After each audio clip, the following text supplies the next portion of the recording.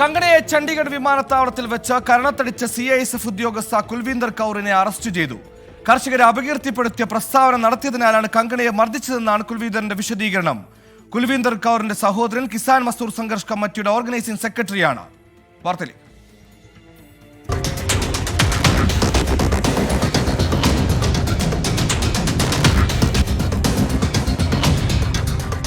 2020 ഡിസംബറിൽ കർഷക സമരം നടക്കുമ്പോൾ കർഷകർ 100 രൂപയ്ക്ക് വേണ്ടിയാണ് കുത്തിയിരുന്ന് സമരം ചെയ്യുന്നതെന്ന് കങ്കണ റണൌട്ട് എക്സിൽ കുറിച്ചിരുന്നു.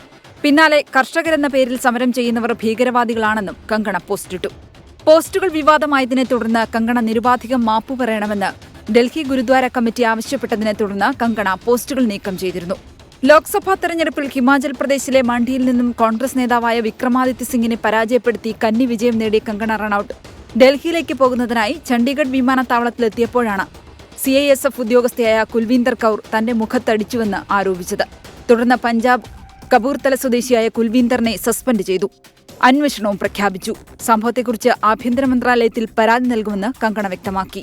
ഡൽഹിയിൽ പ്രതിഷേധിക്കുന്ന കർഷകർ 100-200 രൂപയ്ക്കായാണ് പ്രതിഷേധിക്കുന്നതെന്ന് കങ്കണ പ്രസ്താവിച്ചിരുന്നുവെന്നും ആ സമയത്ത് തന്റെ അമ്മ പ്രതിഷേധത്തിൽ പങ്കാളിയായിരുന്നുവെന്നും കുൽവീന്ദർ കൗർ പറയുന്ന ദൃശ്യങ്ങൾ പുറത്തുവന്നു.